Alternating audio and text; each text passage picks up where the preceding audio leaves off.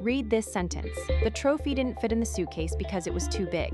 What does it mean? Obviously, the trophy. Now change one word. The trophy didn't fit in the suitcase because it was too small. Suddenly, it is the suitcase. Nothing moved except one adjective at the far end, yet the meaning of a word 3 steps away completely flipped. Something inside the machine had to look across the whole sentence to work that out. That something has a name. It's called attention. Let's see exactly how it works. Chapter 1. Meaning lives between words. Take the word it on its own. It points to nothing. It has no meaning until it borrows one from another word in the sentence. That's the strange truth. Attention is built on. A word's meaning is not stored inside the word. It's assembled from the words around it. To understand it, the model has to reach back and pull meaning from trophy or from suitcase. The only question is, which one and how much of it? You might think you could just write rules. It refers to the nearest noun. But the nearest noun here is suitcase, and in our very first sentence, the answer was trophy. Handwritten grammar rules shatter on real language. There are too many exceptions to ever list them, so the model doesn't use rules. It learns to look to weigh every other word by how relevant it is right now. That act of weighing is the whole idea. Here is the mechanism. Stripped bare, every word looks at every other word, not just its neighbors, all of them at the same time. Each word asks across the entire sentence, who here matters to me? Draw a line from every word to every other word and you get this dense web. Most of the lines are faint. A few are strong. Self-attention is simply the process of deciding, for each word, which of those lines to make strong. Self-attention is simply the process of deciding, for each word, which of those lines to make strong. Chapter 2. Query, key, and value. So how does a word decide who matters?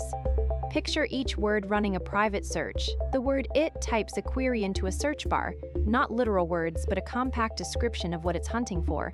Something physical, something with a size, something mentioned just a moment ago. That query is the first of 3 roles every word plays at once. The query is the question a word is asking of everyone else in the sentence. Now the other words answer. Each word also carries a key, a label advertising what it is. Trophy broadcasts, I'm a solid object, a thing that has a size. Suitcase broadcasts something very similar. The model compares the query coming from it against every key in the sentence. Where a query and a key line up, the score is high. Where they don't, it's low. Each comparison collapses to a single number, how well this word answers that particular question. But a match score by itself isn't the answer. Each word carries a third thing, a value, the actual content it will hand over. Once it knows trophy scored high, it copies trophy's value into itself, mixed in proportion to that score. The result for it is a blend. Mostly trophy, a little suitcase, a trace of everything else. Query finds who to listen to. Key decides how much. Value is what actually gets passed along.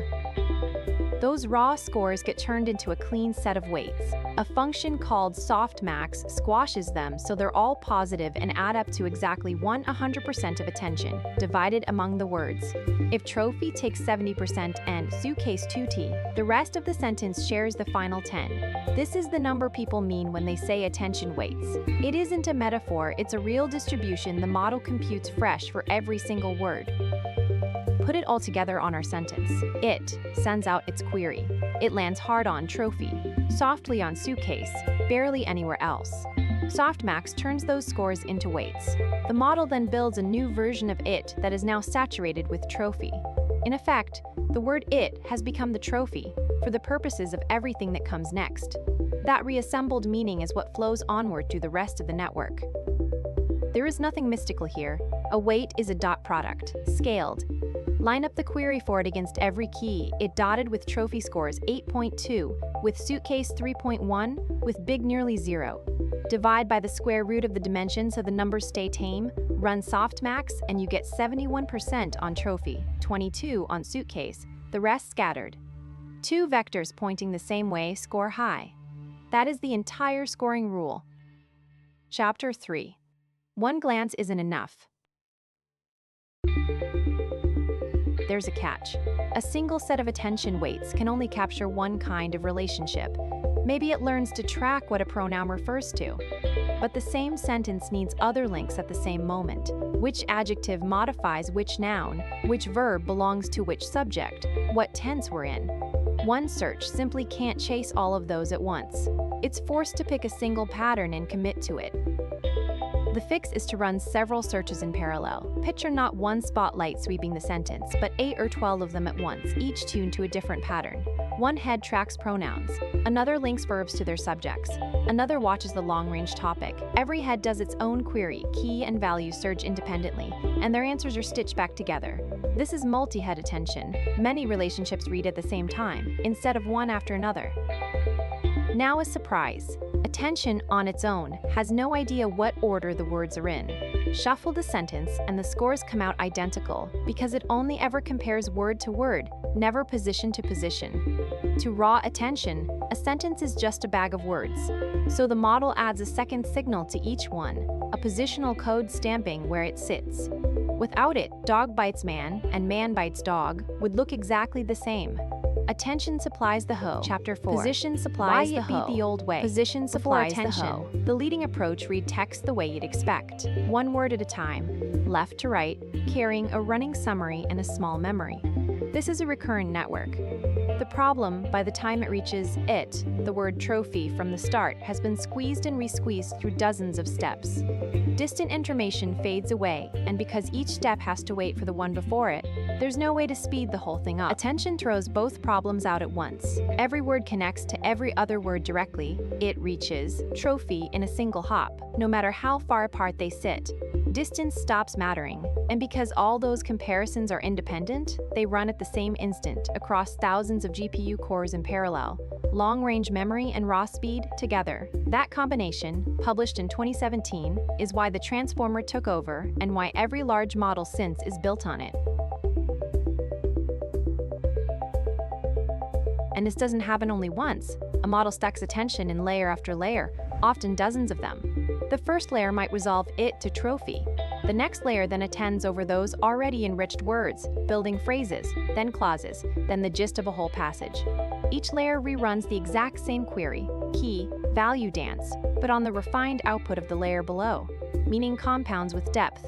That's where a model's real understanding gets built. Chapter 5.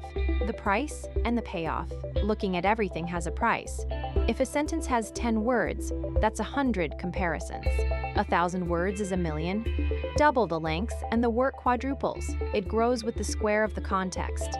That single fact is why context windows have limits, why feeding in a long document gets expensive fast, and why an entire field of research is racing to make attention cheaper, without losing the very thing that makes it work. Chapter 6. Now build it. Every idea in this video collapses into a single line. Attention equals softmax of Q times K transpose over the square root of D times V. Read it back. Q times K transpose is every query meeting every key, all the scores at once. Divide to keep them stable. Softmax turns scores into weights that sum to 1. Multiply by V to blend the values. 5 chapters, 1 expression, nothing hidden.